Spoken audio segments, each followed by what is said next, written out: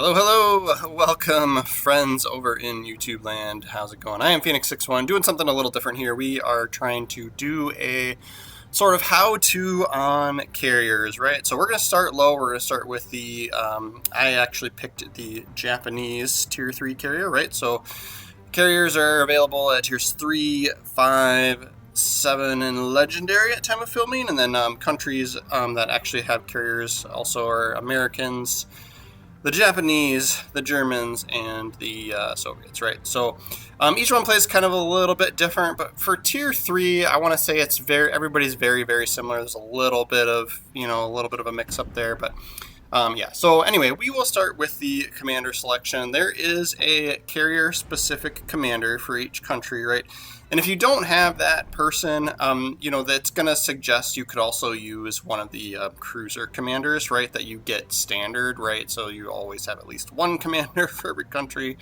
But yeah, so if you've done any sort of playing of the game, you'll eventually unlock this commander, or you can always buy him for Commander XP in the store, right? So for inspirations, I kind of highly recommend,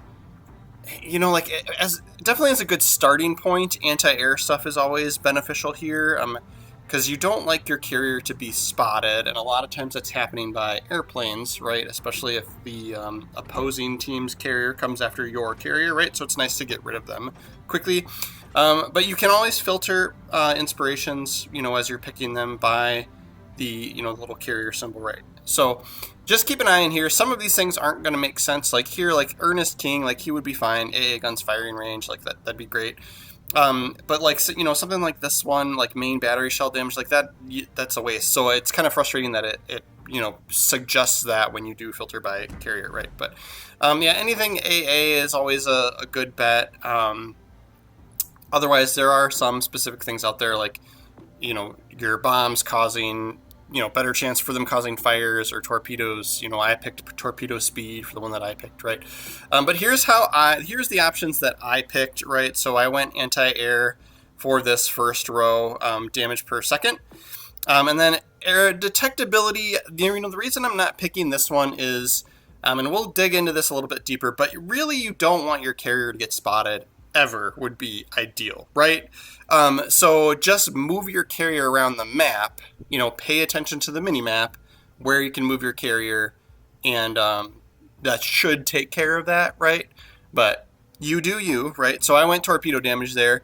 And then for this row, it's specific to this carrier, this commander, right? But same kind of thing here. I don't want this on alert because you can autopilot your carrier and just keep them out of being spotted as best you can, right? So pick either the bombs or the torpedoes, sort of whichever you feel like you do better with. You're better at getting hits with. That would be my suggestion, especially early on, right, when you're doing tier 3s. And so for the Japanese ones, I feel like I do a little bit better with the torpedoes, so I am picking the torpedo perks here for this one, right? So torpedo bombers get more hit points, so they're a little bit harder to shoot down, and then their detectability, right? So they're a little bit more concealed, right? That takes a little longer. Or you got to get closer to ships before they get spotted, right? So, and then here there's a defensive perk and an offensive perk for this last row. So I went offensive because, like I said, your kind of main goal is to try not to let your carrier get spotted, move them around the map as you need to. So I shouldn't need the C detectability range to be that much better, but if you're struggling in this area, pick it, right? Help yourself, but that is my rationale for picking this burn baby burn one, right? So, and then I'm almost always using fully packed for my legendary perk. On tier 3, it really doesn't make a difference though. So, but what it is, you get extra consumable charges, but in the higher tiers, you'll have things like, well, for tier 3, you do get the engine cooldown, right? And it does double up. So you get an extra one for your HE bombers, and you get an extra one for your torpedo bombers. So it's almost like you're getting +2, right? But at the lower tiers, you have less consumables. So, literally all you have is the engine cooldown. So, you could do this, the Japanese are a little bit more torpedo centric, right, for their carriers. So You could pick the We Are Legion, right? Like, but my personal preference is the fully packed almost all the time, right?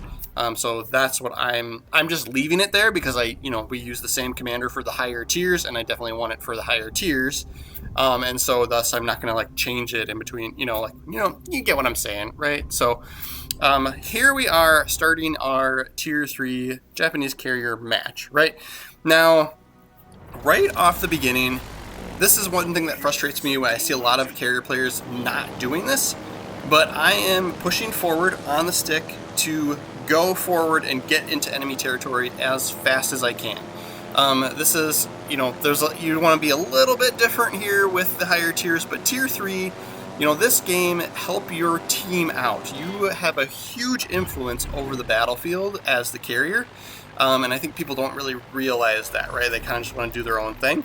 But if you're going for the win, give your team the intelligence, right, that they need.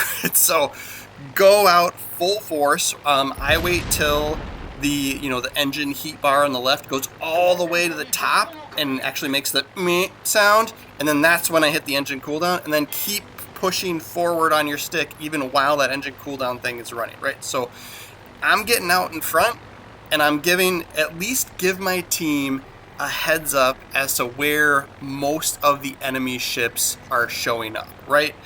Now, one thing that you'll hear a lot of people say as a carrier player, your job is to go after the destroyers.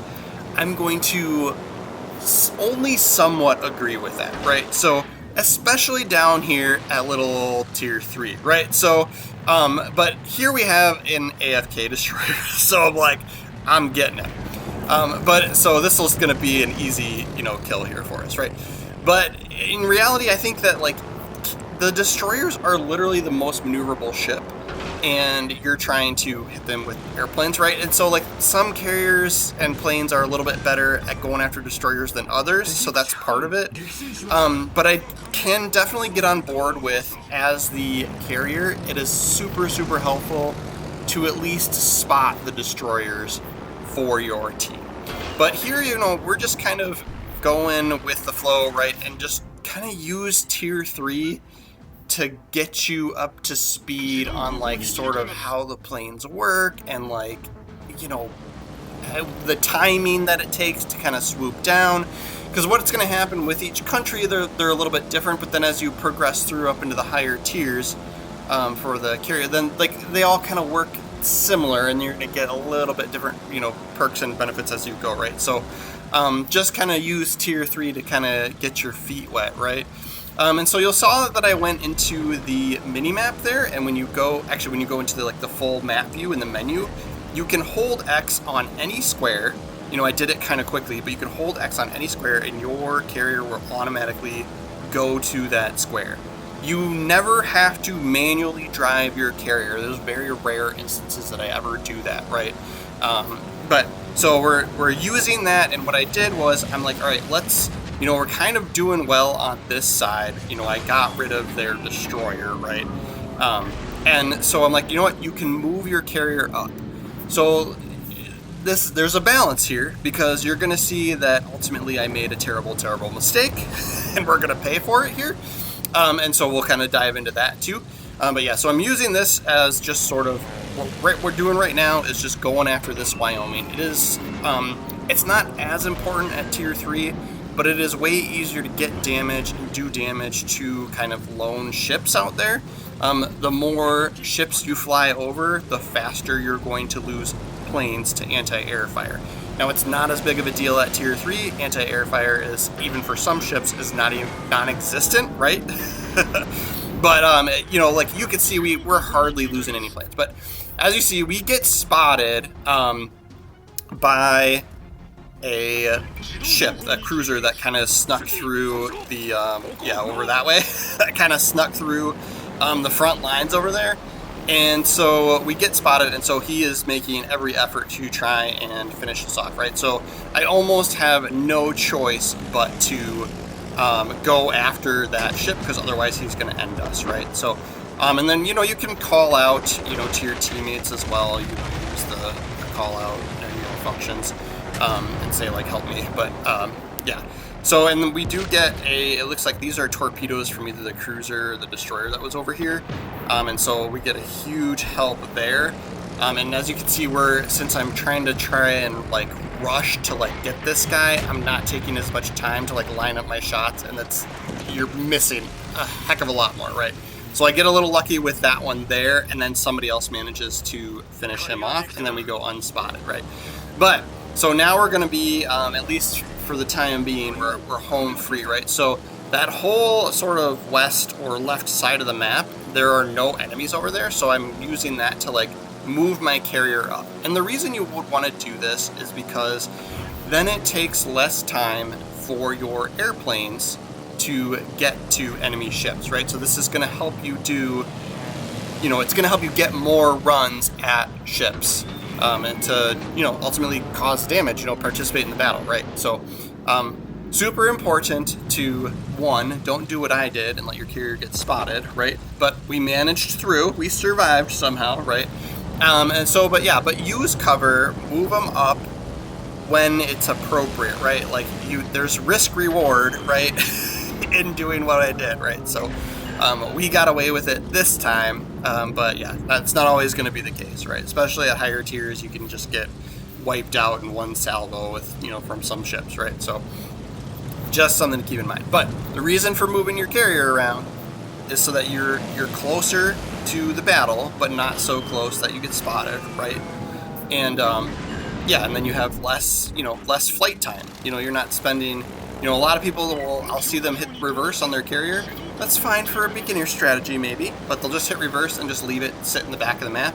But then that's that much more sort of like distance your planes have to travel, right? So you're gonna get less runs, and then you're ultimately gonna do less damage, which means you're ultimately gonna have less experience at the end of the match, which is gonna like slow down your progression to the next, unlock for, the tier 5 carrier, right? So, which might be what you're going for, right? So, but yeah, as you can see, we're just kind of taking our time here. We're doing a little bit better with lining up our shots, right? So, and then I noticed this cruiser here looked like he was sitting still, so I was like, oh, maybe he is, either stuck or like not paying attention, right? But he sees us starting to make a run at him, so then he does start moving. He launches his fighter plane, so we'll take our run at him. But yeah, use this as each country and each carrier, like the planes are a little bit different, and so like, for some of them, you can, while you're doing your run, it's easier to turn and make adjustments. And for some planes, you really got to line them up way better and take your time with the shot. So we get quite 15 seconds is how long this run takes. So you get a lot of time to kind of sort of adjust, your angle, right? So you always have to keep that in mind, right? So you can pull that trigger to start the run quite a bit earlier than you can in some of the other carriers, right? So just each one's a little bit different. Just pay attention to that, and then it's almost themed through each country, right? So the Japanese ones are, the tier 5's going to operate, in a similar manner, right? So, and then you can see we're using the call out function here. We're using the bumpers to go into the sort of like social menus or whatever. And then this is what I'm saying. So that shot there was like, I almost never make that, right? So like these are like, it is tough to hit moving destroyers with these airplanes. I think that especially for these Japanese ones, there's some where the bombers are a little bit easier because they get a little bit lower, down towards the ship as you're doing the run, and those are a little bit easier to get those hits on. But yeah, that's a little bit more of the expectations, right? Is you line up the shot halfway decent, and then you're you still miss anyway, right? Because you get the RNG or whatever, the randomness of where the bomb actually falls, right? So we'll take a second run here, but as we're doing these runs, right, we're keeping that destroyer spotted for our teammates, right? And so they're able to shoot. I think that's kind of where the balance lies, is, give your team, at least give them that intelligence so that they know where the destroyer is. And then, I run into it all the time where people just refuse to shoot those destroyers. then I'm gonna go and do my own thing, right? Like I'm gonna go after slow moving battleships, especially down here at tier 3. I'm gonna go after those slow moving battleships so that I can get damage and do damage and get things on fire and floods and defend medals, all those banners that you get, right? Because that's going to help you progress to the next tier up, right? That's going to give you your ship XP. It's going to let you unlock, the perks and stuff as you progress through, and then ultimately get the next ship, right? So just make sure you balance yourself out. You get plenty of, fan mail. I like to call it, hate mail, right? Somebody's I feel like when I play carriers, I get the most messages on my console than any other ship type because someone's unhappy with what I did. Just ignore them, right? Yeah. This is actually a pretty impressive score, 1700 for the tier 3 carrier. So don't expect that, especially when you're first starting out. I want to say if you're anywhere in the top half of the XP leaderboard as a carrier, you did great, right? So just keep that in mind. They're tougher to play, right? So I'll go through how we set up the commander again, just in case you're okay, yeah, maybe I do want to do that, right? So here we are back in the the commander menus, right? So, and like I said before, if you don't have the carrier specific commander, each country has one. You can use, it's going to suggest that you use the cruiser guy, right? So I do like this guy. He gets the extra AA damage as his base trait. And then I think I actually recently put Space Fishy on there. I think I had a different one. I think I had another AA commander for the first inspiration. But I was like, you know what? I feel like I'm missing hits because my torpedoes are going too slow after I put them in the water. So I put Space Fishy on there, right? So you may not have him. Like I said, filter by the carrier commander, and then just keep your head on your shoulders with who you pick, right? Because some of these guys might not make sense to be on a carrier for inspiration, right? So AA range or damage or anything like that, I'm going to advocate is always a good choice. And then something like this where it only affects main battery shells, absolutely do not pick that, right? You don't have main battery shells on the carrier. You do have secondaries, but, like I said, try not to get spotted so that you don't ever have to use those in the first place, right? So, yeah. But, yeah, so first row, I went AA damage. Something like damage control party cooldown, I feel like, if you're doing it right, and you're moving your carrier around the map appropriately using the autopilot, you shouldn't really need that, but you do you. And same with detectability here. If you're moving your carrier around where it needs to be, you're never going to need this, right? So I pick the offensive option, which is the better torpedo bombers, right? Just keep it in mind. But if you find yourself getting spotted a lot, yeah, so this torpedo damage is the one I pick. But if you find yourself getting spotted a lot, maybe do that, right? And then here, that's what I was saying. I feel like I do better with the, pick whichever either bombers or, dive bombers or torpedo bombers. Pick which one you feel like you're getting more hits with. Give those guys the buff, right? And then you just use them a little more whenever you can, right? And then, I don't know if you guys noticed, but as we were playing, for the most part, I'm switching between the two, right? So you want to give some time for, if you use torpedo bombers first, then when I come back to grab a new set of planes, I'm switching to the dive bombers, right? And then that kind of gives you, otherwise you're going to run out of torpedo bombers all at once really quick, right? And then same with your consumables too. While you're out there flying around, your consumables are going to dissipate for, one type quicker than the other if you're only using one type, right? So I tend to alternate or sort of pick based on the situation, what's going on in the battlefield. But, that's my rationale.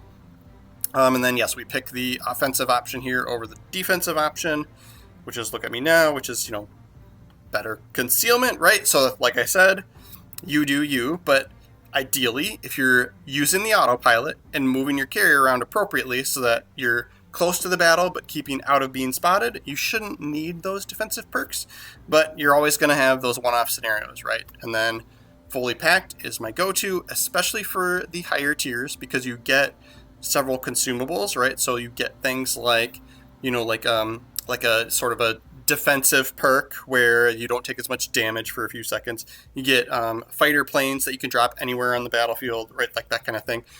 So then you get one more of those per plane type, right? So you're actually getting two more of every single consumable. You're getting one more on the your dive bombers, and you're getting another one on your torpedo bombers for across the board. So I feel like you get a lot out of fully packed when you pick fully packed. But if you want to go all in on torpedoes, you can pick this other one, We Are Legion, right? So my sort of thinking behind why I've set my commander up the way I did.